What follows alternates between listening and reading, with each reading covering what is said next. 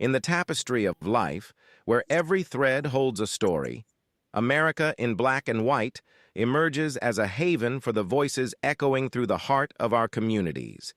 In this podcast, we wade through the rivers of our collective experiences, celebrating the vibrant hues of change brought forth by the whispers of hope and the roars of action. It's more than just a conversation. It's a journey into the heart of our society, illuminated by the light of those daring to dream and do. Join us, and let your voice be the melody that guides us toward a dawn where every color finds its place in the masterpiece of our shared destiny. Together, let's paint a future brimming with the positives that dwell in our minds and the actions that shape our world. Good evening, ladies and gentlemen, and welcome to another episode of America in Black and White, where we're coloring conversations on the canvas of America. Tonight we have a very special guest. We have Mr. Patrick Adeyemi-Buckle as our guest tonight. For Patrick, it says that a voice for the vulnerable, from veterinary roots to the front lines against human trafficking. My name is Patrick Adeyemi-Buckle, born on October 24th, 1973, in Freetown, Sierra Leone. I am a proud Creole, a Sierra Leonean American, bachelor's in veterinary medicine, and a passionate advocate against human trafficking. I come from a humble but strong family with 2 sisters and 1 brother. My mother is still alive, and my father, a respected veterinarian who mentored me, passed away in 2024. I am happily divorced, do not smoke or drink, and live a peaceful and focused life. Since childhood, I've been known for my love for animals, especially dogs, and for nature, classical music, and the beach. I enjoy going on long walks along the coast, and I love a boisterous ocean. I love to laugh and I play, but I can quickly switch to being serious when needed. I believe anyone can be my family. I cherish the scripture that says, "Whatsoever you do to the least of my brethren, that you do unto me."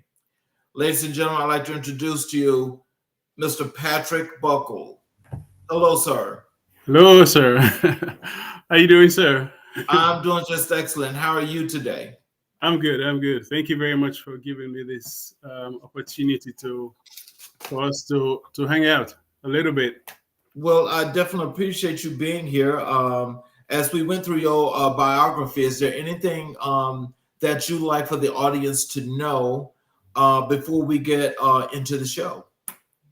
The last name is pronounced Adeyemi-Buckle. Okay. Yeah. I know that I butchered that. I'm so sorry. No, it's totally fine. I mean, you're not the only one who is struggling with that, so it's fine. I totally understand. Well, I appreciate that. Thank you once again. Sorry about that. Well, I appreciate that, and let's hop into the show. And the first thing I'd like to talk about is your entrepreneur journey. So you can tell us what inspired you to become an entrepreneur, and how did you get started? That's a very good question. That started since I was a very, very, very, let me say, since I was a kid, as a matter of fact, because I believe that entrepreneurship is people trying to, solve problems, and now you'd put it this way, say, for profit. That's what people, that's what it is currently. But for me, in my own case, it was a little bit different. Even though I know doing what I was doing as a kid, I was sowing good seeds. And those seeds, when they sprout and and produce fruits today, I can see them in my life. So when I was growing up, um, like I said, my dad, he passed now. He was a veterinarian, and I used to work with him. He was like an apprentice to him and everything, and we worked together for a good amount of time until it got to a point when um, I was actually doing. It's just like you say, monkey see, monkey do. so so that's what exactly happened, and eventually I started in Sierra Leone. Back in Sierra Leone, it's okay to say castration, to do neutering. Yes. So I used to do that, and I see him do that, and I tried it, and I keep trying it, and not keep trying, but I tried it the first time, and it was successful on a puppy that we had, that they brought home. So that's how it's I started doing that, and then it got to some point when he wasn't home. He left. He wasn't with us anymore, around 16, 17 or something like that. And then I was like the father figure in the house. So and then I would go to school and come back home, and I would cook for my brother and my sister, and I would have extra, and I would always make sure the neighbors have. I would actually sometimes have to sneak some food out, so I would feed the neighbors, my friends around the area. Yes, and then it got beyond that. It got to some point when I started realizing that this is just me, and this is just me helping people, and the charity part of it, if I should put it that way. So I was like, oh my god, this is interesting. So, and then it got to some point when I wasn't even wearing my own clothes for more than 6 months. I realized I would wear them for a certain period of time, and then I would see myself putting them all together and trying to find someone to give it to, so someone else can benefit from it. And then before looking for something else. Yeah, I remember that very well. And I was 16, 17, and I realized at some point, it got to the point when I started paying school fees for people almost my age. And the reason how that ended up happening was because I was because at my age, I was exposed out there. I was going out there treating people's animals, domestic animals, and they were totally fine with it because I would charge less compared to the veterinary doctors who are in the hospital. So in the environment, and especially those communities, those small communities, they were like, if he's doing it to help his family, why not help him? So I would always kind of like have money and extra money to take care of not just my family, but also to help others. And I would also use it a lot of times um, to pay school fees for some people. Interestingly enough, just these few years now, people keep coming up and telling me that, hey, you used to pay school fees for me. I was like, I'm not sure I remember that. so so that's how it started. And then it got to I actually thought he was gone. That particular kind of spirit was gone. I thought he was gone, but I realized that it wasn't. It was just kind of like sleeping. And then when I was in the plane going last year, going to Sierra Leone, and I was in Turkey, and I ran into someone who was coming from Algeria. I didn't know that. The plane was almost like empty in Burkina Faso, and he asked me, say, if he could sit by me. I said, sure. So he sat by me, we started talking, and then he explained his ordeal, what he had gone through, and something sparked in me because you probably didn't know, I didn't mention that, but I am also a human trafficking survivor. I was trafficked in Russia, in Moscow myself. So for confidentiality and privacy reasons, a lot of times I don't mention it or put it out there. So that happened, and that sparked a huge fire inside of me, and I was like, oh my god. I felt very bad for him because I know where he's been, and I know, and I can feel for him. I can put my foot into his shoes exactly, and so I mean, we went, we sat and we were talking, and by the time I got to Freetown, Sierra Leone, when we landed in Lunga International Airport, I was in tears, and so we talked, and I connected with him. I took his, I mean, find a way to get a contact for him, and then we connected, and then I started helping him, and I got here back in Boston, and then I realized, oh, this is not just this kind of connection. This is a lot more than that. This was a calling. It turned out to be a calling. So well, that's how I started off with the foundation, the True Hope Foundation International. I didn't know what was going on because I by then I was working for Boston University, and I was like, I'm a scientist. I mean, I don't know anything about all of this. So to myself, between myself and God, I was like, God, I'm not sure how this is playing out, and I don't know anything about this. I'm not a humanitarian or philanthropist or something like that. How are you taking me this part? And He's been doing it, and He's been doing what He can do in my life, and till today. Um, I mean, He has never left me or left the foundation, and I'm looking forward, and I know that as long as I continue to pour positive and pour into people's lives and positive things, people keep getting back to the foundation and sending messages and saying thank you and God bless you, and I will never forget this. I mean, I'm sure those blessings, those good vibes will continue to come my way, continue to come the foundation's way. So I don't know if that answers your question. So, can you share some key challenges you faced when starting your first venture?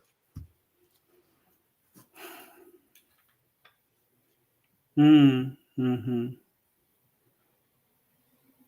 It was difficult for me because as it was difficult for me because as a survivor, like I said, it was difficult connecting, and it was good because I was there to help people, but at the same time, it was to some extent when, I mean, they could confide in me, and they can only confide in me because they know, and I've told them that I know exactly what you feel like.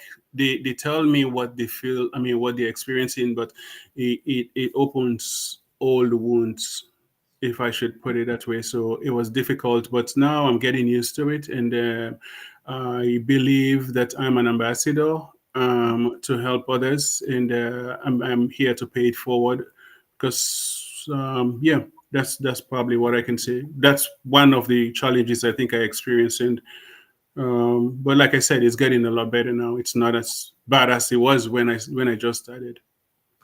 So, what kind of businesses have you created, and how do they align with your personal values? Um, the foundation, currently we work with victims of human trafficking, survivors of human trafficking, some potential victims of human trafficking, and we do we do. Give me a second, please.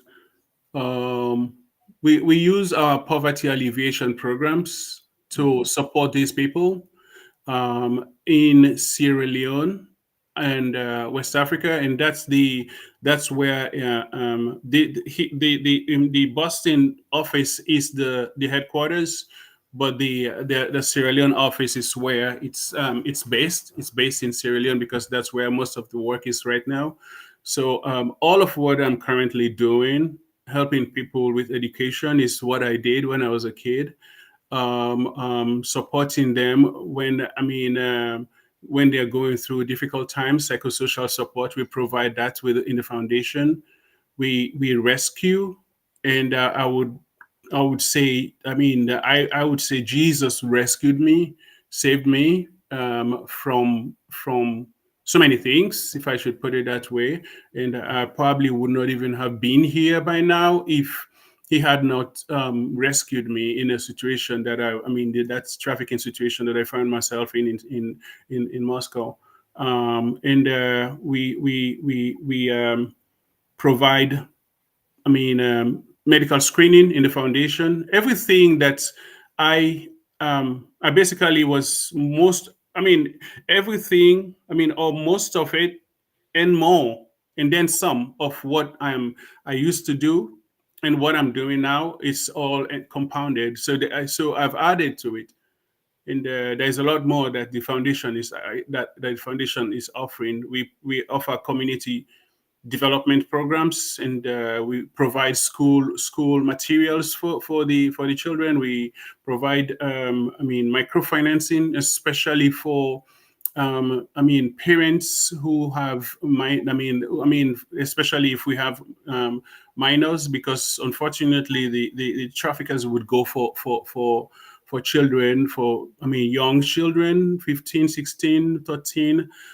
So if they come back and we find out that their parents, they're not in a position to help them, and they've been exposed to sexual exploitation, and it would be a problem if I try to put them to school. I would send them back to school, and they would do very well. But the problem is, I'm afraid that if I leave them to just go out there and their parents can't even afford to take care of them, it's a problem. And so that's how I ended up offering microfinancing. So, and so many other programs, so many other things that we do. We provide shelter. And So I know that's something that definitely I got help with too. When a lot of stuff happened when I was growing up. So I don't know if that is. So when we talk about your values and the work that you do, Yeah. how does the work that you do translate into your values? What are your values, and how do you define them as to what pushes the whole agenda to make it work? What are your values? Integrity, and if that's what you're referring to, because I'm a Christian, and what I'm looking at is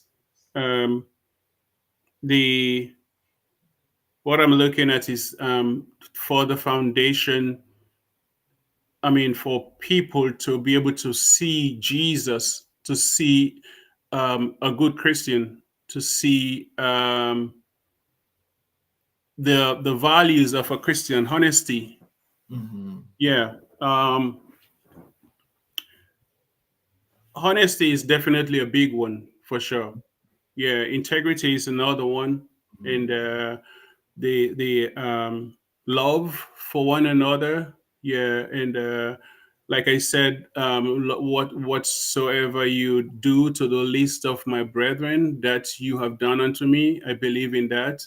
So that's what we hold on to, and we are very we believe in discipline, and a lot of respect for each other.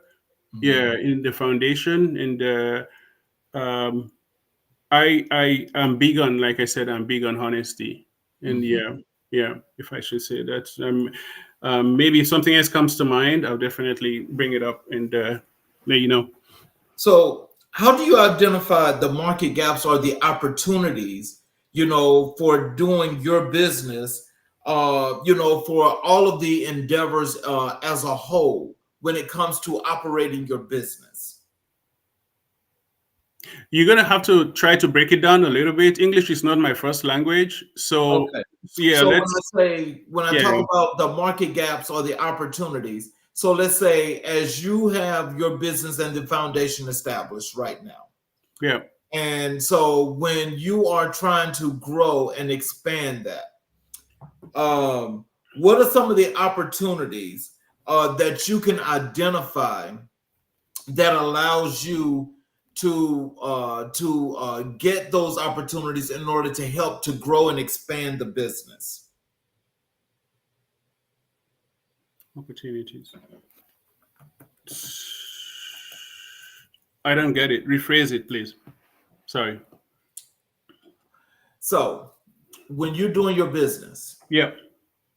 and you want your business to grow, when you yourself, let's say, you may have challenges in the business, as far as adding things or taking things away. Yeah. When you get the opportunity to grow that business, that means that these are things that are coming by that are helping you to grow the business. What are some of those things that have come to you to help you to grow the business? At the moment, I would almost say nothing at the Mm-hmm. moment, yes. But if we have access to, because we have a lot of land, Mm-hmm. yes. If we have access to agriculture, Mm-hmm. yeah, to make use to utilize the land and do some form of agriculture that maybe arable form of agriculture to keep people busy and keep people employed and help people to not continue to fall into the trap of human trafficking Mm-hmm. and provide shelter. Mm-hmm. Yeah, definitely, that would be something that would make a lot of, I mean, difference. And clean water, it may sound very mundane on, I mean, almost like just clean water. Seriously, Mm-hmm. but it's. I mean, I by the time I was coming back from Sierra Leone, um, from up the provinces coming back, I realized that the same place that they were getting water from is, I mean, they were getting washing their clothes is the same place they're getting water from. Mm-hmm. So I would like opportunities to have access to clean water. Mm-hmm. Yeah, and access to even toilets. Mm-hmm. Yeah, access to places to I mean to I mean defecate, sanitation in the, I mean, schools. Because I remember they specifically asked me, say, we need schools, we need more schools here. And I remember they asked me, we need a mosque. Mm-hmm. Yeah. So how do you search to find those opportunities? Um I do have a couple of how do you call them, couple of groups. Mm-hmm. Yes, but like I said, I'm very new to this, all of this. I don't know how to do it. I'm definitely looking to, I mean, network with other organizations who are helping and, I mean, helping me, I mean, like connecting and Mm-hmm. to get the help that we need.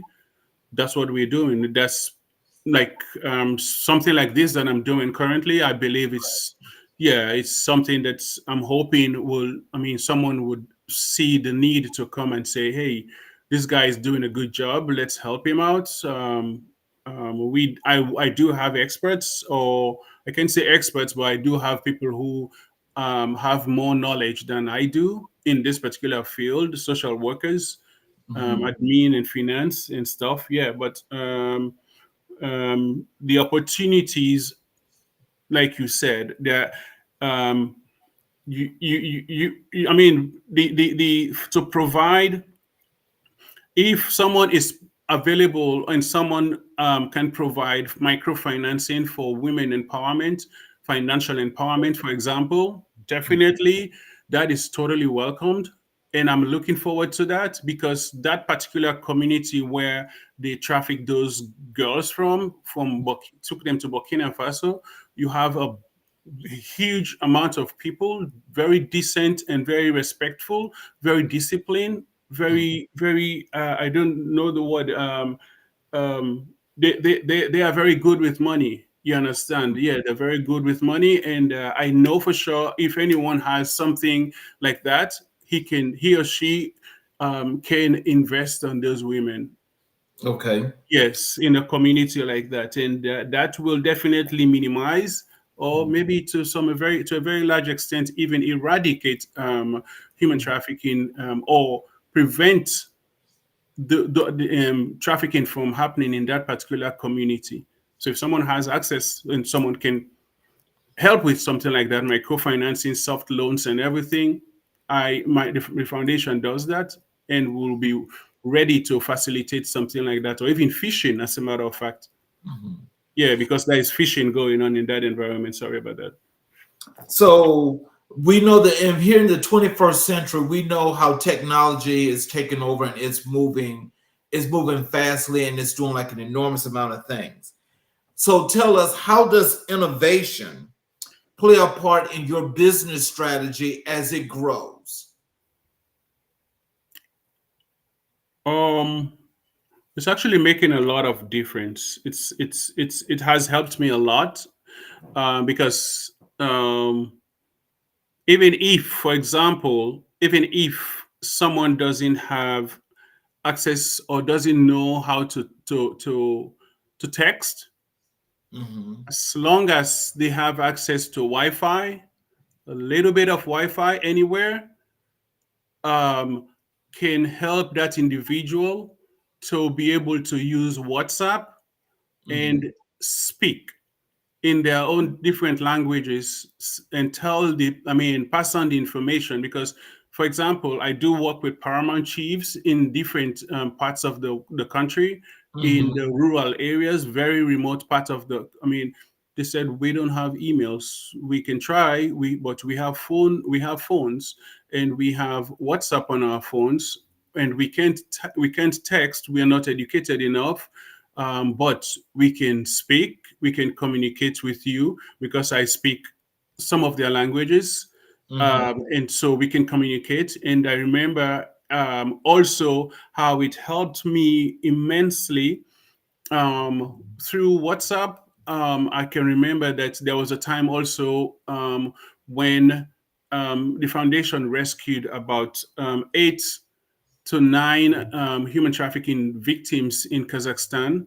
The only way I was able to get access to this individual was on WhatsApp, and it was it was difficult. It was tedious, but at the end of the day, I was able to ask him to send me.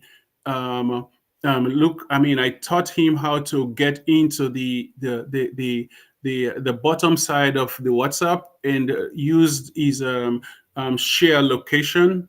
He shared just a glimpse of it, but he wasn't able to share the location permanently. I mean, like for a good amount of time, I wanted him to do that so I could get the law enforcement agency in Kazakhstan to rescue them, because they were in a brick factory locked up, and I mean, in a forced labor kind of situation. So I asked him, and he was able to send me. Eventually, he sent me that glimpse, and that's all we used to be able to rescue them. And now he's free, and he's happy, and he's working. And the foundation made all that possible. And now he's almost about to get refugee status in Kazakhstan. Mm. And Yes. so, like in your business, like you started it, you're moving it, and you're working on ways of actually trying to grow and expand it. So, can you tell us, in the process of growing your business up to this point now, has there ever been a time where you faced a setback, where something came along, it caused you to stall, to stop, or maybe it just slowed you down a lot? How did that happen, if that did occur? And what did you do to overcome that to keep moving? For me, no situation is above me, as long as if I have the ability to solve it. Um, Whatever I know that this is beyond, this I can't, I mean, this is not something that's like the weather. There's nothing I can do about it. I mean, I can't change the weather or the climate, but I can't change it. But I'm the kind of individual who doesn't give up. I'm like nothing. I just I mean, don't say that's it. I give up. I'm done with this. But I have definitely run into situations like that, and sometimes I'll just say, okay, well, if that's the case, then let's do what is good for the people for now. And let's focus on our goals. Let's focus on what is most important right now.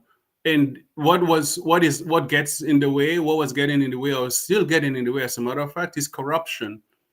Mhm. Corruption in high places. You understand? So it got in the way, and I'm like, okay, you are still being a pain in the butt. That's your problem.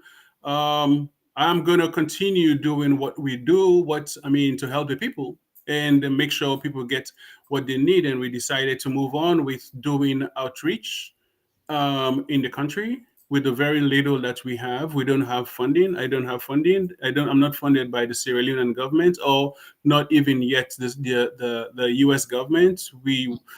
Everything is just done, out of pocket and with small bits and pieces of donations from few places and few people, Sierra Leoneans. So, I believe that if I'm waiting for my food to cool down in the microwave, I believe that I should be washing dishes whilst I wait, not sit down and ponder and be impatient and run out of patience. No, I don't do. I believe that waiting period is for a reason. I would probably be reading or doing something. So, yeah, I don't know if that answers your question. Okay, so now we're going to transition over to your work in preventing this human trafficking, because I know that that's the major part of your work. And so, when you first started this, what motivated you to become involved in this fight against human trafficking? Well, because I am a survivor myself, that's the first thing, and then the next thing is the fact that I got the spark came from this individual that I met in the plane. That's how it started, and then besides that, I already have the foundation, the base from the very beginning since I was a kid growing up, helping people. So it was very easy somehow to say, oh, so this has come up again. So that means this is something that I've never been as happy. I've never been this happy in my whole life. And this is because I you don't have a lot of people who would say, I finally found my purpose in life. I have. Mm-hmm. And I'm Oh, proud of it. Yes. And I'm happy about it. And I thank God for that. that's wonderful. Yeah. And so when you think about that, and what motivated you, can you describe some of the initiatives or projects you've worked on related to this cause? What we're currently doing right now, right this, we've gone to about 10 schools in Sierra Leone, for example, and um, 10 high schools Mhm. in the city, in the capital city, in Freetown. And we have, been going to all the schools when they have, where they are congregated, like they have a morning devotion and something like that. And we will talk to them about the dangers of human trafficking and try to, it's like raising public awareness and, reminding them and showing them clips of what is happening in Algeria, for example, in the Niger Delta, the Niger border areas, in the different parts, even in Kazakhstan, and all the experiences, some of the pictures that they send. They are all true pictures of the exact situation is what is going on. We've been on 10 schools for now, and that's just phase one. We have, the plan is to do the entire country. So we're busy. And Mm. then here in the US, I am working on, connecting with. I have two volunteers here. We're working together, also, and looking for volunteers. I'm currently looking for volunteers, and I just have a case that I was telling you about few hours ago that I mentioned that we have twin girls that got abducted from Sierra Leone, and now they are here in the U.S. and we have to find them. And the mom signed a document which I believe turned out to be a legal adoption document, which she didn't know that she didn't know what she was doing because she's illiterate. So they took advantage of her vulnerability, and now she can't find her kids anymore. And so that's I'm working very closely with the law enforcement agencies, the task force here in different cities to see how they can be of help with that particular case. So So, in this work, though, how do you raise awareness about human trafficking in communities? How do you raise that awareness? How do you get the word out? That's what we are doing. That's what I just told you. Okay. Yeah, those are the communities that I mentioned. Yeah. So they're more than just one community, though, right? No, it's like I said, the plan is to go through the entire country. Yeah, Okay. yeah, and we already currently have lots and lots of calls from people asking us, like, when are you coming to our schools? And that's not the only thing. Just recently, we just because the country, in especially Sierra Leone, the U.S. Department of State have been complaining that they always have problems with the hotline. The hotline doesn't work; it's inoperable. And I have seen that, and I remember, and I noticed that. I was like, something needs to be done about this. And there was a time I actually asked my staff. I said, call the hotline. We need help. We need help with the case. And someone called and it wasn't working. So I was like, okay, what do we do? Then, I said, okay, something needs to be done. In the next 1 or 2 weeks, we'll be launching our own human trafficking hotline from the foundation, and that will be impacting the entire country. Okay. Yeah. See, and see that's a wonderful thing. And I know that you mentioned the operation that's mainly has been established in Sierra Leone. So in conjunction with your operation here in the U.S., because human trafficking is also one of the big things that's happening here as well. Mm-hmm. So do you guys have any kind of plans of actually working together and coordinating, between the two places, as to how you guys can come up with a big broad plan to kind of like help to stop this as much as possible? Or are there any of that going on? Yes, definitely. That's something we have. Not just have in mind, but like I told you, the twin girls are here in the U.S. Hmm. And I'm working very closely with the law enforcement agencies to see how that can be solved. And now that they're getting to know me and know the foundation and see that this is what this guy does, and because they didn't know me, Hmm. but I sometimes attend the different task force meetings in different areas. But when you're a novice in a particular field, and you don't have a lot of people of color in that particular field involved. That kind of involvement. You kind of like not you're not quite welcome very well, or as expected. Yes, you're expecting, but Hmm. it's going to take time. Okay. And besides, um, I mean, the I believe that what the foundation is doing is we're nipping things on the butt, because most of the time, at the end of the day, when I speak with a lot of people in different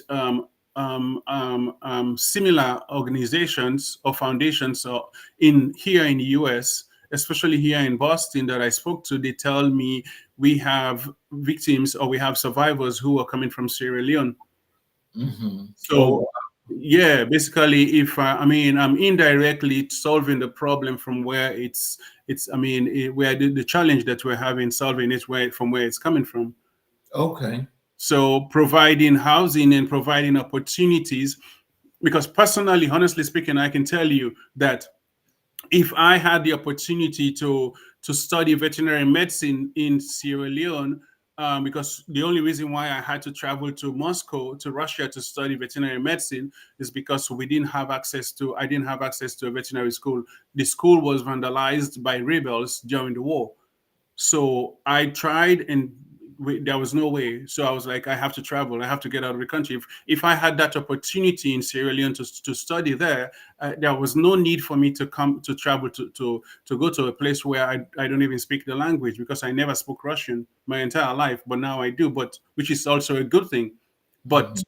if we have the opportunities, so providing the opportunities for them out there, that they're looking for, something as simple as, like a good meal and stuff, and water, and access to water and sanitation and toilets and schools, and polytechnics will definitely turn things around, then people wouldn't be coming to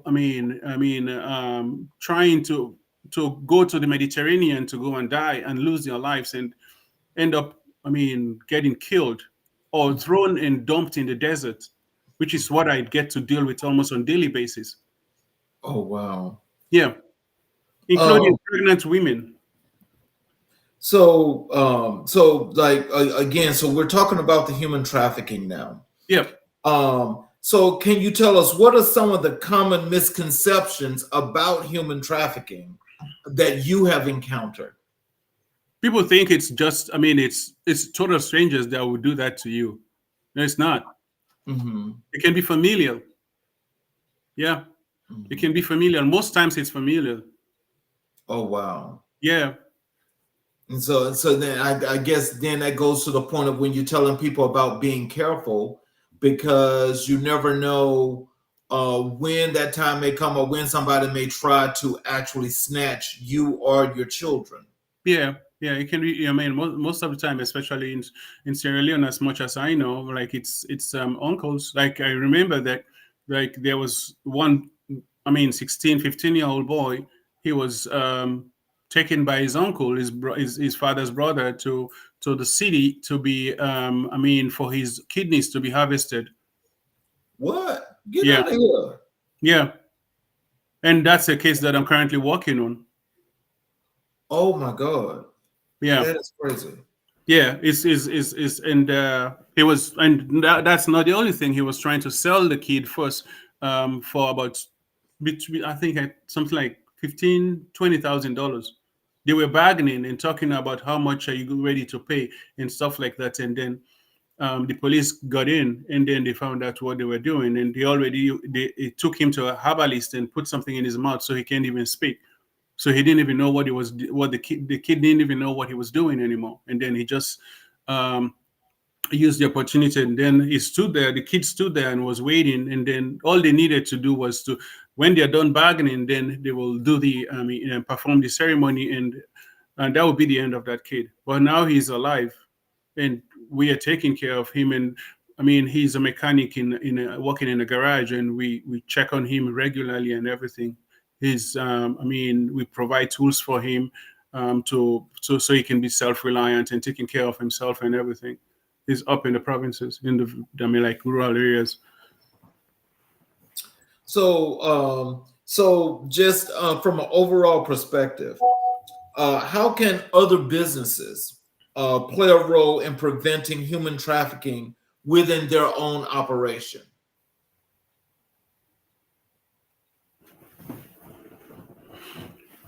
I think they have to be, what first came to my mind is they definitely have to be very sensitive and pay attention to what's going on in their environment, and not just be very naive and just take people by face value and say, oh no, he's fine and stuff like that. You never know who. This is something that we need to be reminded of. This is the human trafficking space or industry is very profitable. They make a lot of money. There's a lot of money in it, and you have very rich people that will just sit back there and say, see how you can get me some kidneys. I'm dying. Mm. Yeah, that happens a lot.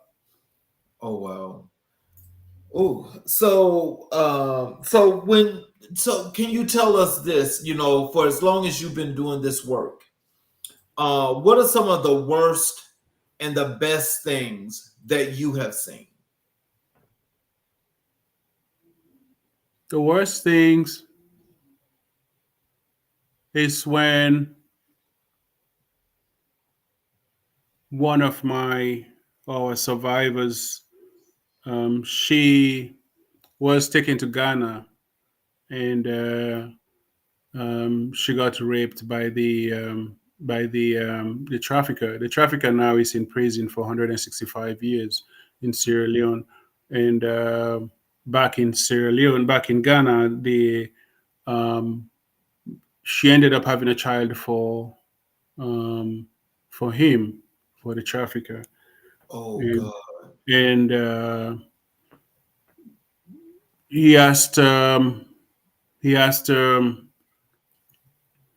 it's difficult for me to talk about, but he asked her to give him the child so he can sacrifice the child, because it turned out he was a herbalist. He said, "Give me." I mean, he needs the child to to slit. I mean, to cut the child's throat, to kill him and sacrifice the child to some kind of deity so he can get money. Mm-mm. Yeah, and there is more. He believes in a lot of things, and he was actually peeing in her mouth. Yeah, unfortunately. And the best thing is this same person, her life is changing right in front of my eyes for the better. She's happy. She's grateful. She's smiling again. She's Mhm. laughing. And Wow. the most interesting part of it is, I mean, um, just talking to her and telling her what I feel. I mean, what I've been through, and how, I mean, she can heal if I can heal, if I'm able to be healed and get out of what I experienced. I say it might take a long time. Just talking to her, talking to her, talking to her until today. Now she's just not, I mean, getting healed, but she's also feeling loving her son, Mhm. who, you know, the circumstance and the situation and what how she got the child. It was difficult. It was very Wow. difficult. Yeah, it was. There was a because there was a time when she was like, I wish he could die. Oh my God. Because Yeah. So that's got to be humiliating to be forced to do something like that. And I'm sure that that's like the whole thought process. Because I know overall, eventually, she had to know, with it being her child, that she had to love the child. mhm. Oh wow. So just so as we're looking at, the growth of, of your establishment as you're growing your foundation, what are some of the things that you'd like to do, or partner with, or ask some of the people out there that's watching the show right now, as to how can they get involved in helping your organization, to grow and to get larger? What are some of the things you'd like to have these people know that you need? Yeah, that's a very good question. What we currently need this very moment is, we don't have a vehicle. We use public transportation to go from school to school, to do this outreach. And I mean, the foundation is asking. I'm asking on behalf of the foundation if someone can help with a vehicle, Mm-hmm. to help us. It can be a 5 or 6 or 8 seater vehicle, a van, to take everyone to, I mean, the city. I mean, not just the city, but the entire country, because that's the plan. Because we don't have a vehicle. And we also need we have a space where someone gave us 40 acres of land. We have plans to put all our programs, including the hospital. Which, I mean, we have plans to put schools there. We have plans to put a shelter there. Mm-hmm. Yeah, and administrative offices. We currently have an office in Freetown, but it's not. We are renting it. If, I mean, someone can help us, I mean, buy an office, buy a building, or something, and to build an administrative building, because we intend to establish, I mean, to open up, um, I mean, an office, put the administrative office in Freetown, which is the capital city, but we also intend to establish complex, excuse me, different, I mean, complex in hotspots, of human trafficking hotspots areas. Mm-hmm. And like I said, this is indirectly mitigating the situation here, including our situation that we have here with housing in Massachusetts as well. So how do you plan on making that connection between the two? How are you going to make that connection to work from you, with you being here in the US through to Freetown? How are you planning on establishing that connection, and how do you want them to help you with that connection? The foundation is fully registered here in Boston, Massachusetts. Mhm. I just paid for it to be a 501c3. For 501c3 status, in waiting for approval. If someone can help make it happen, faster, or um, give us some directives or help with how it can be done, and maybe someone choose to volunteer, and be of some help, and that would be nice. But definitely, I know for sure that here in the US we have more sex trafficking, and we have more forced labor trafficking, which is not outside of my coverage or radar. It is, and I deal with it. I mean, I can. The good thing is I like that the foundation is called True Hope Foundation International. Mhm. So I deal with people from Algeria. I deal with people from Kazakhstan. I deal with people from I'm trying to remember, Tunisia. Mhm. Yeah, and just quite recently, not even recently, currently, I'm dealing with also people. We have like 5 victims. They're still victims because they are not survivors. They are still in Moscow in a precarious situation. And I reached out to the law enforcement agencies. They are trying to see how they can help. And um, like when we found out that we have the twin girls, they are here in the US. I won't. Because I have the foundation, it was easy for me to just reach out and say, I'm the founder and the CEO of this foundation, the True Hope Foundation International, and I need help with this particular situation. And most importantly, because it's within the jurisdiction of the Mhm. US. So I mean, definitely the help is sure to come. I'm gonna just have to wait, but. Mhm. Um, it's international, so I don't even have to link anything. I just probably need to bridge the gap a little bit. Mhm. Yeah, that's all. So, so with some of the people that you help, is that limited or is that full? Like, does that consist of just the little boys and girls? Is that like just everybody? Are there like any LGBTQ children there? How does that work? We're not limited to work with any. We we're not limited. We work with everyone. We work with everyone. The only trouble we kind of like have right now, especially in Sierra Leone, Mhm. is we can only get to a certain level because we have an attorney Mhm. that can help, because we have the legal assistance side of it as well. It Mhm. helps, but if it gets to the point where, because in Sierra Leone it's still, um, like same-sex relationship is still punishable by law. It's still a crime. So we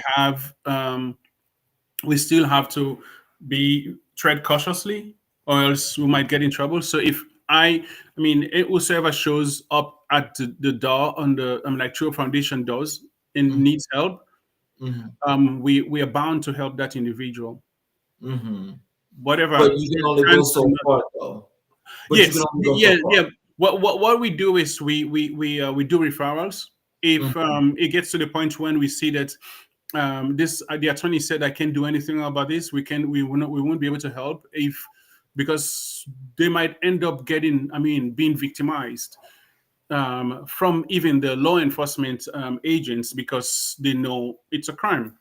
Right. Okay. Yes, so that might be a problem, but we will still send them to like the United Nations and say, you can reach out to UNODC or something like that, and see if you can, see how, and then probably we can reach out to them as well and say, this is the situation and these people need help, and this is the farthest we can go. So how can you guys help?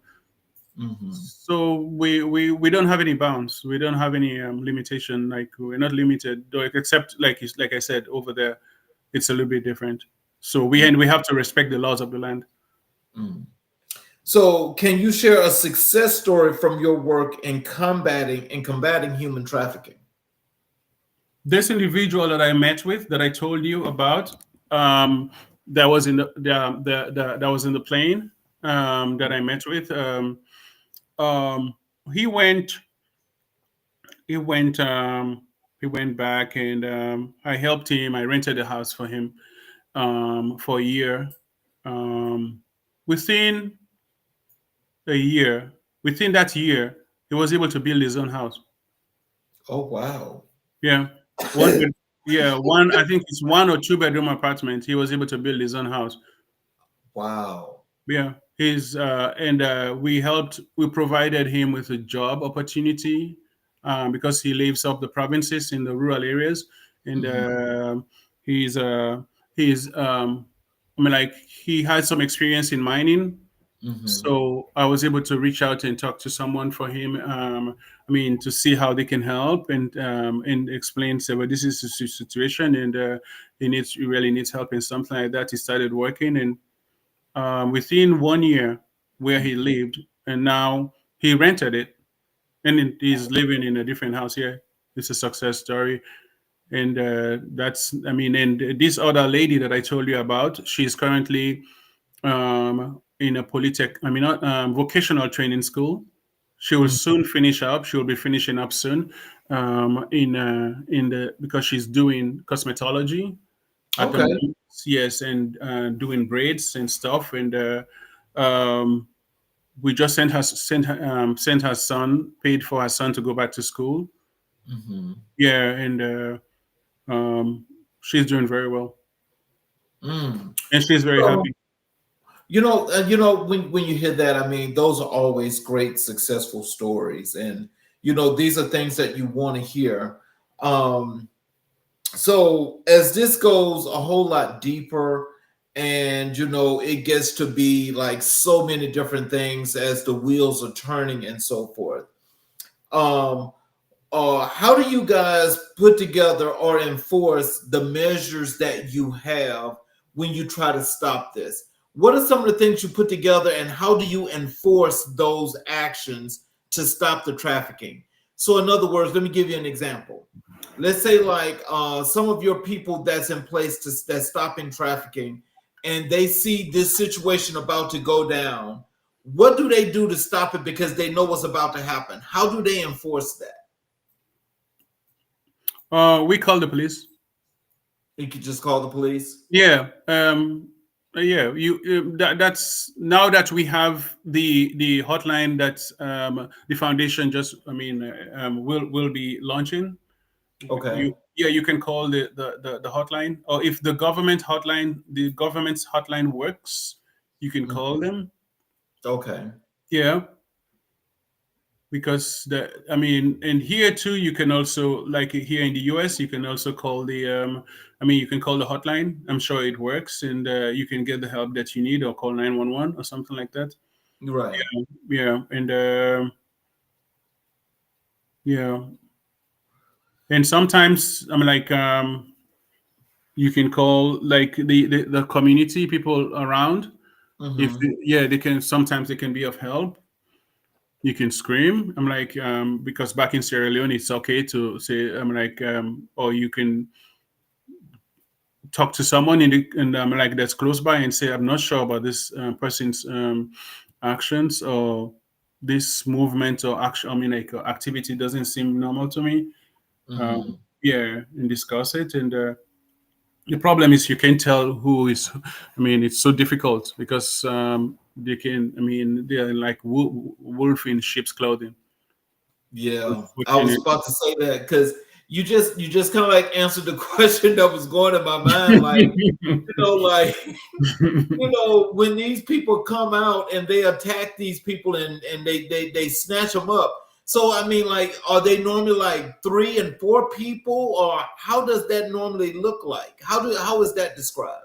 It's a chain. It's a chain, and The cases that I've worked with and I'm currently working with, they would, back in Sierra Leone, especially where you don't have access to a lot of opportunities, Uh-huh. they would reach out to their parents. Most of the time, they reach out to their parents or their guardian and say, um, for example, they would go to the provinces and say, I have, I would like to help your daughter, and we can put her in school, and because maybe she's not even in school and she probably is 10, she's never been to school, and say, she doesn't have to be here, like this, and not go to school. I can take her to the city and I can put her in school, and when this individual, either family member or maybe even total stranger, would say, we like your kid a lot, and we want to help him, we want to help her, and we have just one kid and we would like to have, to help more and stuff like that, and just give the impression like they're so nice and sweet and very, amazing family. But you never know what exactly the plan is, and when they get to the city, and it would be a completely different story. They're sexually abused, or some a few other things might be happening, and or sometimes they would just go to this family and say, oh, or a family member like auntie would come and say, oh, I know someone who has a program that would like to help, that can help your daughter, to take her to Algeria or to take her to Tunisia to go and work in a hotel and to clean and stuff like that, and it's better than her just sitting down and doing nothing like this. Mm. And she would say, that's true, like, and we're poor, we don't have money, we can't afford anything, and even if we try to put her in school, or she doesn't want to go to school or something like that, and then end up taking her, and when they reach to Burkina Faso, for example, or reach and get to Algeria, they end up being tossed in the street and get sexually exploited, and they would start revolting and say, no, this is not going to happen, this is not what we planned, this is not what you told me we were going to do. And you say, oh well, you're going to have to do it whether you want it or not. And Oh, then yeah, yeah, and then eventually they would either find a way to run away, or if they have WhatsApp on their phone and they can use it and tell their parents like this is something else. Sometimes the parents would say, well, um, unfortunately, they would endorse what is going on out there. Say, well, I don't have money. I'm like, if that's what they're asking you to do, just do it. mm. Yeah.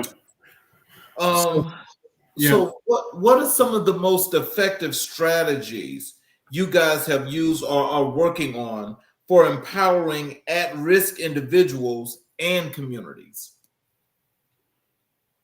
The poverty alleviation programs, that initiatives that we're using, they're very effective. They're very Mm, effective. Like I told you, this individual, because he was, because when he got back to Freetown, for example, he was mm, sleeping on the floor, in his mom's bedroom, on the floor, on the ground, just because he can't share his bed, his bed with his mom, so he mm, was sleeping on the floor. So when he told me that, I was like, that shouldn't happen. So that's not good. That shouldn't happen. So I felt very bad. And then when I got the place for him, it motivated him a mm. lot. It changed everything. It changed. I made sure that the place was furnished too. He was Okay. yeah, he was very happy, and things just turned around, and he was very happy, and his entire life changed. Mm, And like I said, the vocational training also, and for like this lady that is currently doing this cosmetology and so many other things. Like the braids and everything, and mhm. helping her with that. Like those things, they just take the load off, take the edge off. It helps. So So, so I don't like know if that. with your efforts, like when you collaborate, with other organizations or stakeholders. How does that help your anti-trafficking efforts? It definitely makes things a lot easier for me. It Hmm. definitely, yeah, it definitely brings, it brings a lot of relief. Even though I mean, I'm not getting as much help that I thought I would be getting. Hmm. I know it's probably going to take time because some of these you need history. You need they're looking for credibility. They're looking for so many other things to make sure that this he's here to stay and he means it. He means what he's doing and it's real. And that's the reason why I call the foundation True Hope Foundation, because especially Hmm. back in Sierra Leone, you have a lot of fake. I don't know if I could call it non-profits, but they're Hmm. not real. They would all they care about is just getting numbers, Oh, getting data. Yeah, they care about data, taking pictures of people and kids and put it on their websites and not really helping people. oh, wow. Yeah, so we have that kind of story a lot. So I don't know.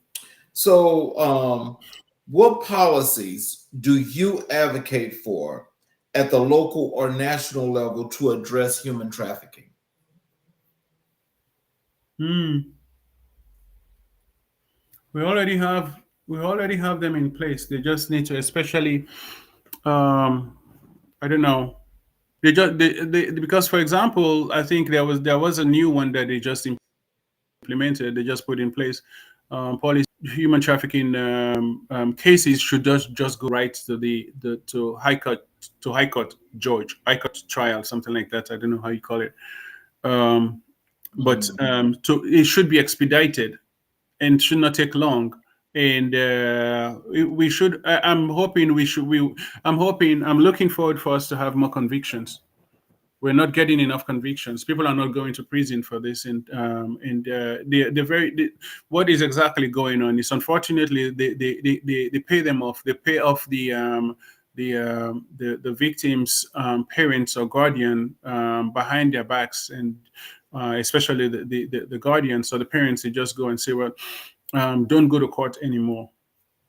Mhm. Yeah, and give them money. So if we need more convictions will definitely send the right message. I mean that we're coming for you, and this is not acceptable. This is wrong. This is not supposed to continue. We won't allow it to perpetuate itself. So, can you tell us this? And I think we've probably did this before, but I want to make sure we do this again to make sure that people are listening. How can individuals contribute to the fight against human trafficking in their daily lives? What are some of the things you want people to do to contribute, to fight against human trafficking?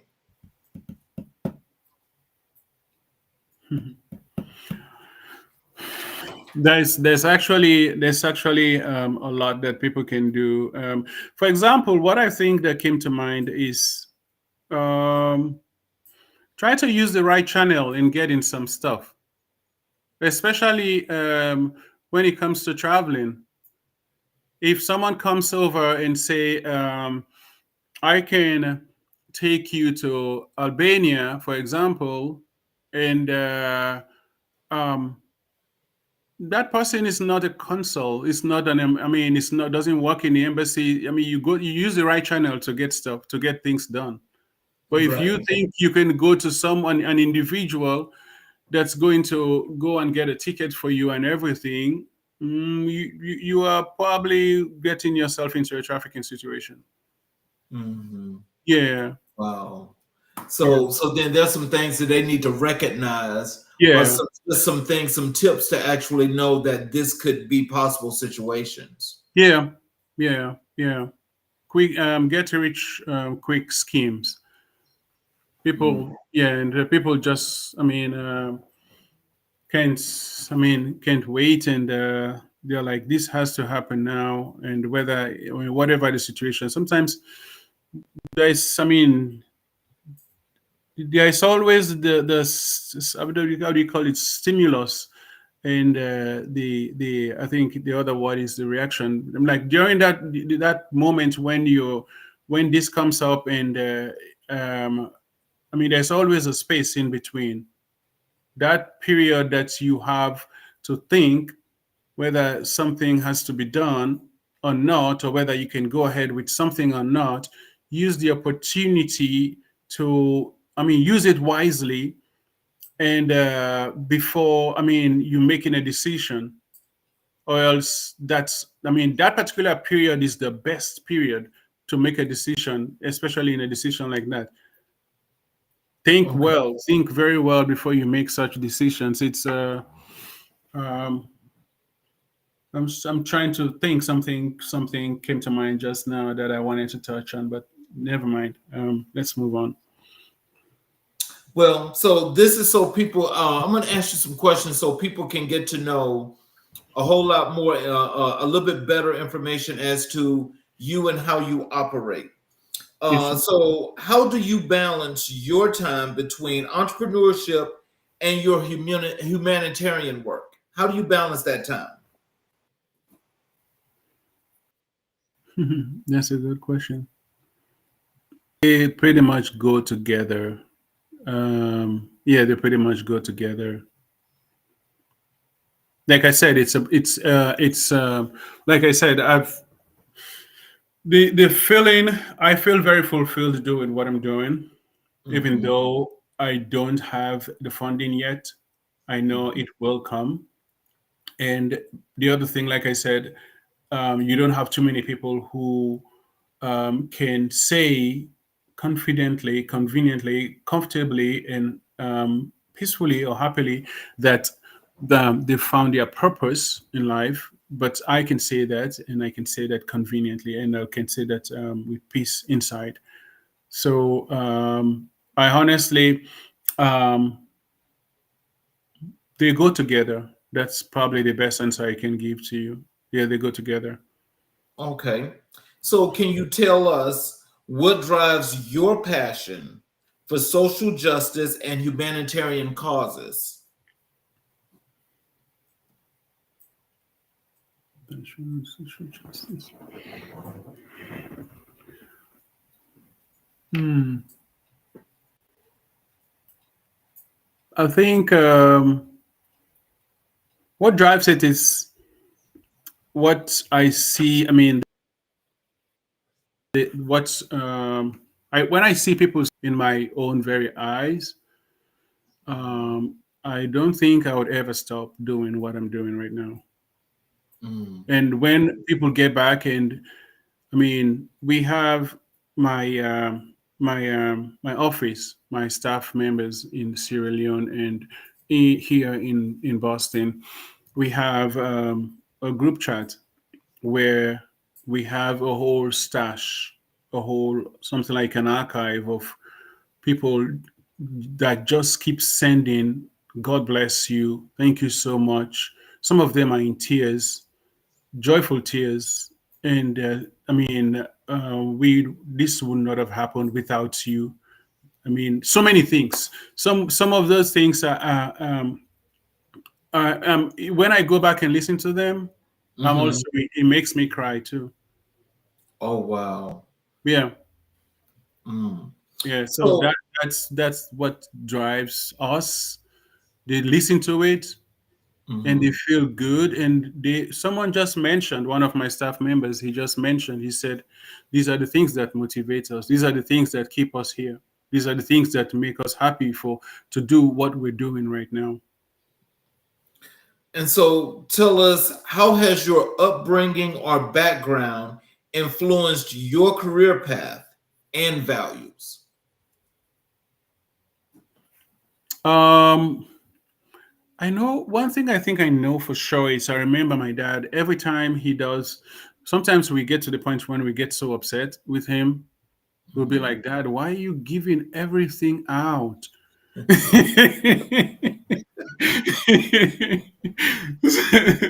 It's like- and then we are I'm like, we don't. I mean, sometimes you don't even have enough to eat, and you're giving everything out. So he's like, you would know later. Mm-hmm. And it turns out now I'm doing the same thing. And and Right. interestingly enough, my son, he will be 21 in August. He's also doing the same thing now. I'm like, the other day I Oh, went to church. Yeah. it's like 3 generations. That's interesting. The other day I went to church and I was standing by him and and his friends, and I looked at the shoes. I noticed that there was an orange and white sneakers that I bought for him. I saw his friend wearing it. I was like, oh my god! I Right. was like, he must have given it to him. He's like that too. Oh, wow. Yeah. So, in your opinion, what is the role of entrepreneurship in driving social change? Entrepreneurship. For me, so far, I mean, the role is you change society, you change communities completely.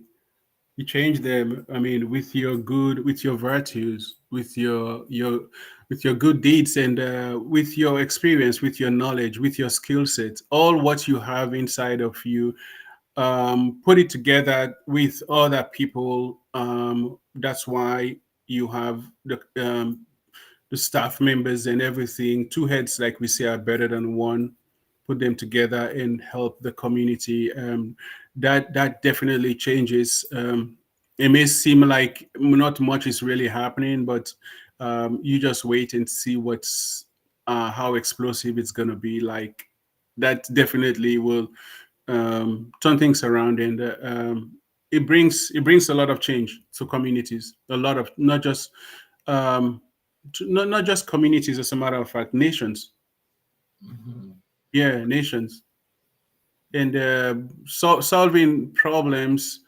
Um, and I believe it's not you just solving problems, but I mean, it's also something that um, people would emulate. That same example, and it will become a snowball effect, a good snowball effect, if I should put it that way.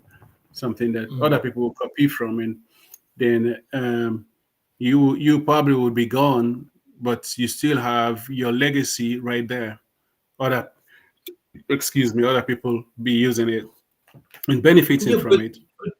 but I think when it comes to humanitarian issues such as the one that you're attacking, those are always the most difficult ones because this is all about, when you think about it, when you sit back and you look at the picture, you say this is about morality.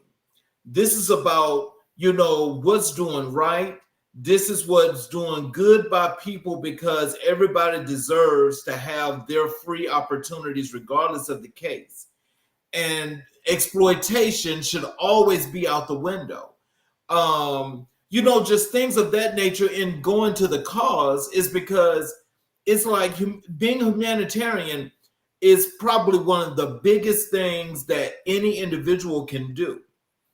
And so this work that you're doing is definitely all about being humanitarian.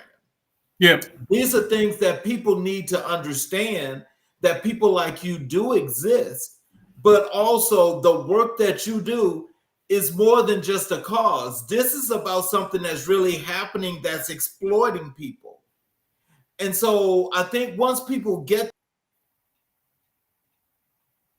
standing, some we but once they realize that, then it's like, okay, I've got to do something. And so this is where your light that you're shining right now has to continue to shine. It has Yeah. to. Yeah, you will. Thank you. So, how do you But see the future of anti-human trafficking initiatives evolving? I see a very good future. I see a very good prognosis for it. I think it's going to get better. And I mean, this may sound braggadocious, but I mean, the truth about me, I mean, for the ones that know me, I'm someone who doesn't give up. I'm someone who, when I put in my feet, I mean, I put my feet into something and said I'm going to get into this. Mm-hmm. I mean, the last drop of blood, if that's what it takes, I'm gonna do it. I'm gonna continue doing it. So if anyone thinks that this is something that oh, is gonna give up at some point, nope. No. There you go. No, There you no. go. Yeah, I like that. yeah, it is. I like that. That's the truth. And I mean, even if we have to, I mean, we can scale down if we have to. We can do what we have to do to make sure we're able to fund and manage. And even if we have to move into a small touch building or whatever it is, and as long as, I mean, True Foundation will stay, and I mean, it's here to stay, and we will do what needs to be done and help people.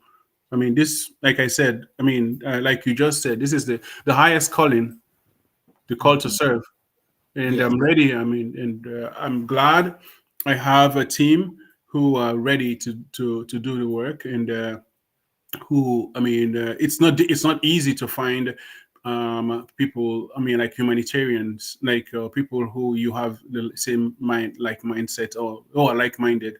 It's not easy, Mhm. but when you find them, I honestly sleep in peace now. Mm. Yeah, So, sometimes, even though, yeah, go ahead, sorry. no, I'm saying, so what legacy do you hope to leave through your work? Mhm.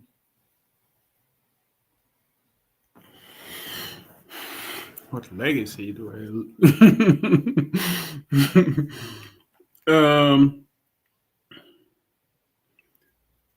the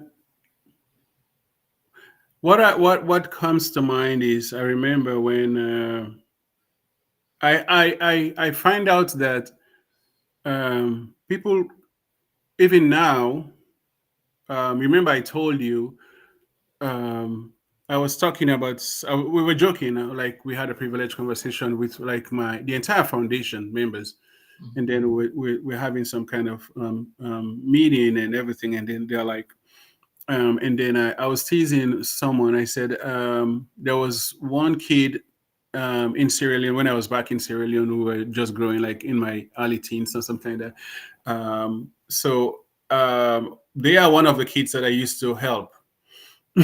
So at some point, I remember that he had some double teeth, yeah, like extra. so, so, so he didn't like it. He didn't like it. I knew he wasn't comfortable with it, and I know he was something. I was little myself, but I knew that he was bothering him. He could not speak well because he was getting the extra teeth. They were getting in the way and everything. So it got to some point, and then you won't believe me. I mean, you won't believe it, but I took him to the dentist, and they removed it. They Oh, removed they removed both of them, and I paid for it. And mhm. till this day, he is very grateful for it. I was teasing him. I was like telling him, I was like, man, I can't even believe I did this. I took you to the dentist, and they removed those teeth. So we were laughing about it. We were laughing about it, and then I think I said something. I said, I can't even believe I said, I say, you actually said I used to pay school fees for you. He said, yeah. He said, and someone else said, he said, Patrick, it wasn't just me. He said, Ade, he said, it wasn't just me. He said, it wasn't just for him. You paid school fees for me too. Oh, And wow. yeah, I was in my 15, 16, Hmm. 17, around those ages, and they were also in school. I was paying school fees for them. So, and lately I see so many of those stories coming up, and people keep telling me these things that, yeah, this is what you did for me. This is what you did for me. Some of them I was like, I can't even remember them anymore, honestly speaking. So I like that, and I'm sure there's a lot more coming. That's probably the legacy I want to leave, and but honestly speaking, even if tomorrow I wake up and I'm not here anymore, I'm happy with what I've done so far, and I know God is going to continue to keep me to do what He has entrusted in my hands, and the people that He has asked me to help and support and work with. He will continue to pour all forms of blessing in my life, just because He has seen from not it's proven. He has a proof that this guy, I can trust him. He's been doing this not just today, so we have a history together. Mhm. Yes, so because of that history, that's the reason why he's going to continue pouring money and pouring all kinds of support, all kinds of help, because he has enough to show. I have enough to show now that we've come a long way. Yeah. So, how do you stay motivated during challenging times? How do I stay motivated in challenging times?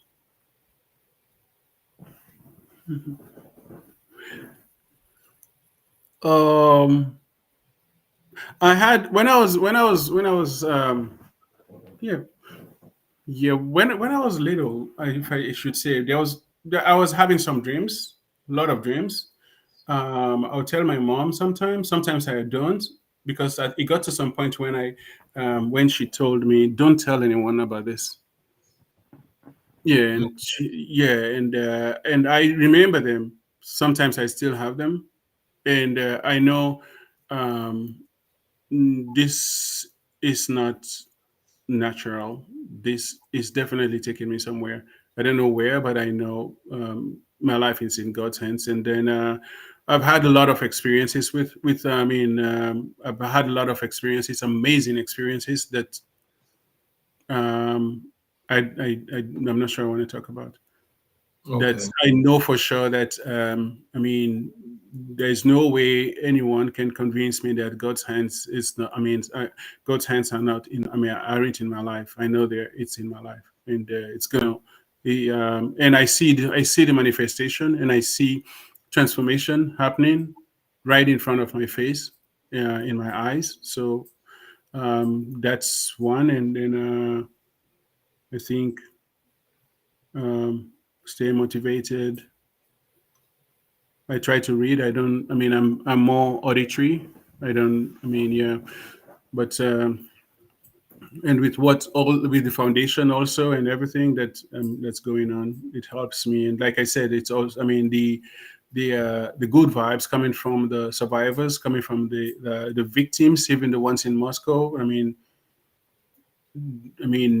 I'm surprised. Even one of my college mates in Russia, he knows me very well. He knows what I've been through, and he's part of the foundation. He's one of the ones. He's interestingly enough, almost for a month now, he's the one that's been feeding the victims in Moscow this very moment. Even yesterday, he sent food for them. Yeah. Mhm. So, what role does education play in addressing the issues you Hmm. focus on? That's a big one. Yeah, it's rather unfortunate, honestly speaking. I'm laughing, but it's not laughing, but it's a tough one. Like I said, if this lady who had these two, these twins who are currently here that I'm trying to locate, if she was educated, and if I believe she must have read. She would have been able to read the documents and see that this is an adoption document that she's signing. She would not have given up those kids. And the one in um, even the one in the 13-year-old girl who got taken from Sierra Leone to Algeria. If the parents would have seen, if they were educated, they would have known that what they were signing was getting that child into a precarious situation. And the ones that are Mhm. in Moscow, for example, if they were educated enough, they would have I think they probably would have, excuse me, they probably would have gone to the embassy, or Even when they told him that your the what's on the passport, they said we want to go to Albania. Why are you sending us to Russia? And they probably would have noticed on the passport that the visa was only a transit visa. It was just 5 days visa. And when they got there, by the time they got to Russia, the visa was their paperwork was already expired. Education. So, so looking ahead, what are your aspirations for your business and humanitarian efforts over the next 5 years? Aspirations. We definitely need around 25 minimum $25 million for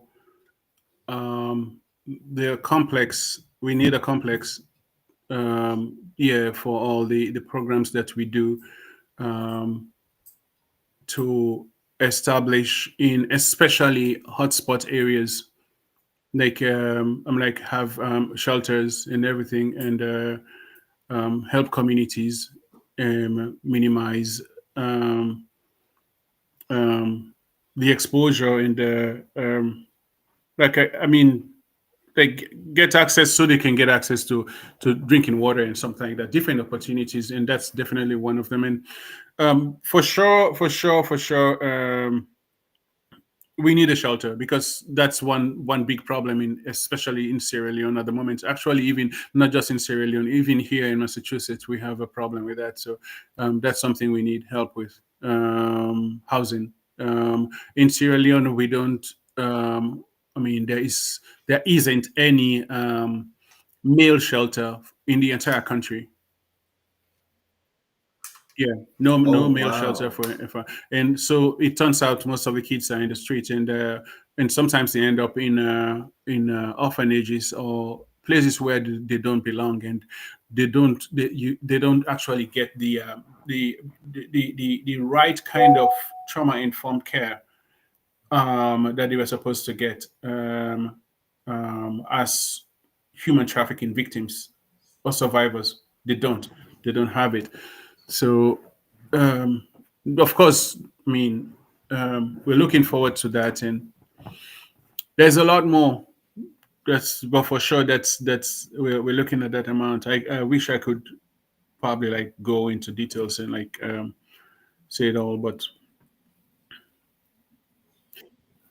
I did not. Well, I definitely appreciate you taking this time with us. And so, if you can, Hmm. in closing, are there any words of wisdom, encouragement that you'd like to leave with the audience? How they can connect with you via social media, your website, what they can do to help your organization? Are there any words you'd like to leave here in closing? So, if you find yourself in a situation, I mean, you're currently in a situation, human trafficking, you've been trafficked, all is not lost. And I'm saying that because I am a living proof. And I am myself a survivor. And today I want to, I mean, the I thank the U.S., if I should say specifically, for saving me and putting me in this situation. And um, the current, I mean, what I'm currently doing is to what I'm currently doing is to help. Basically, I should say, I should put it. I mean, to pay it forward. What was provided and has been. I mean, I have the opportunity to be helped um, by different people, and I am also blessed and opportunity to have. I mean, to be an ambassador to help other people in this kind of fight. And I'm asking you kindly not to give up, and you'll get out of this, and you'll get out of this alive, and you'll be better off than even where you are right now. I can promise you that. You just need to hold on, and you what you might be seeing currently doesn't look like what you thought you were planning or you were hoping to get yourself into. But this is just a matter of time. It would only, I mean, it's going to get better. You're not going to lose your life right there. Just hold on. And if it's not me, if it's not the True Hope Foundation International in Boston or in Sierra Leone that would come to help you, I want to assure you that someone else will. Someone else will. God will definitely come to your rescue. And that's my word for you.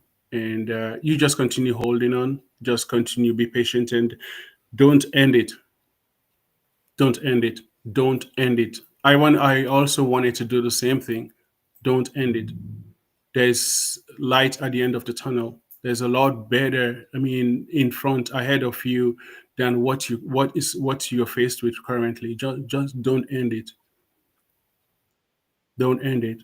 I can assure you. I also wanted to end it. There was a time when I got to the point when I was like, this is it. I'm gonna have to put an end to this. It's not the end. When you stop breathing, that's when the end is.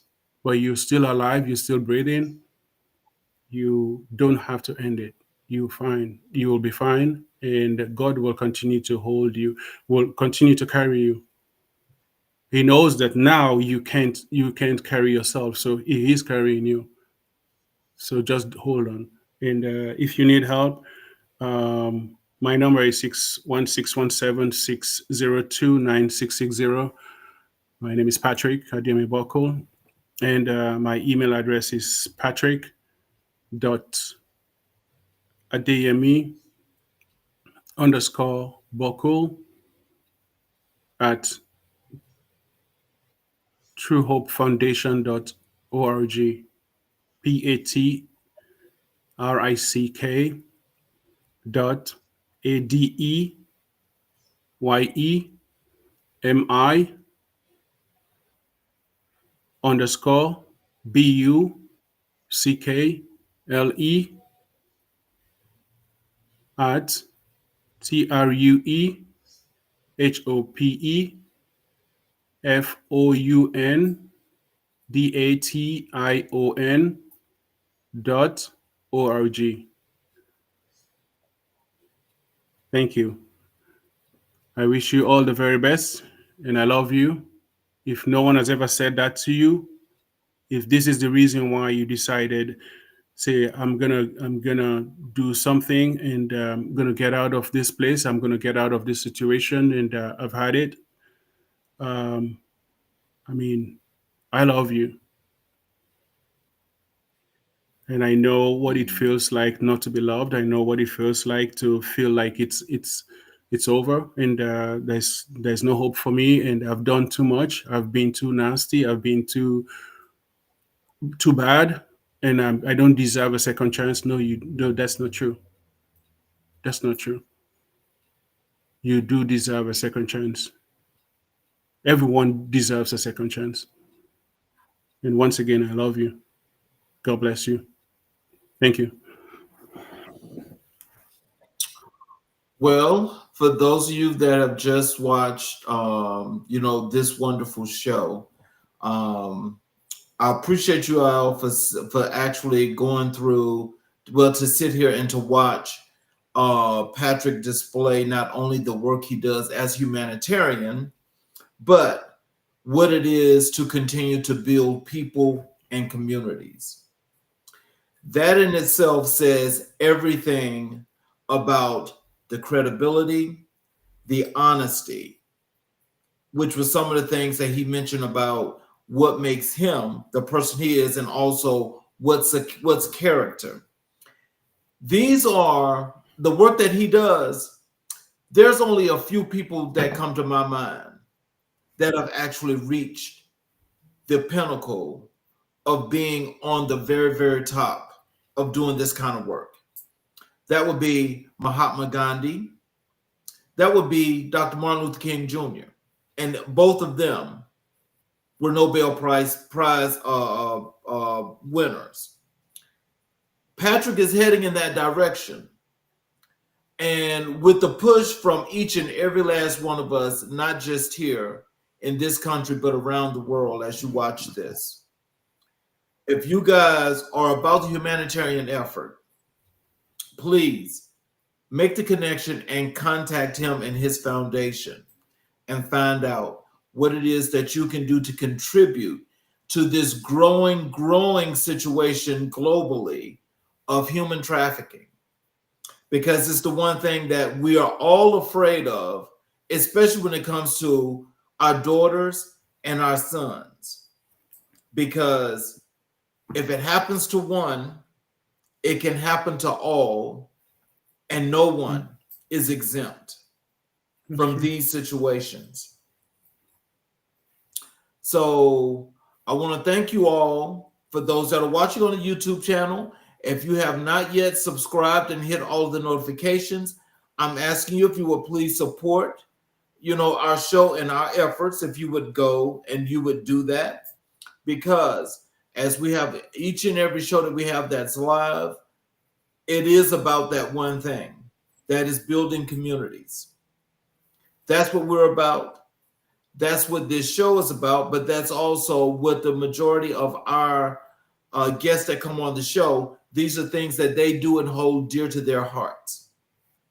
So I would appreciate if you guys could jump into the fight, join us on this mission, because especially in these trying times, we all need to come together, collaborate, and make missions come to fruition. I want to thank you, Patrick, for giving us your time tonight. And we definitely need to have you back, on the show to do an update on the situation in which things are going and how your business are growing.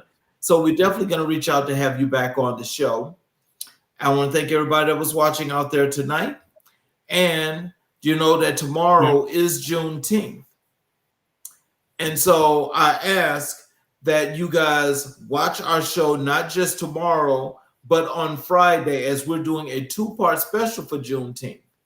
Please join us and learn all of the historical context in which not only Juneteenth has come to be what it is, but what it really stands for. You all have a really good evening. We'll see you guys tomorrow. And thank you again for watching America in Black and White, where we are coloring conversations on the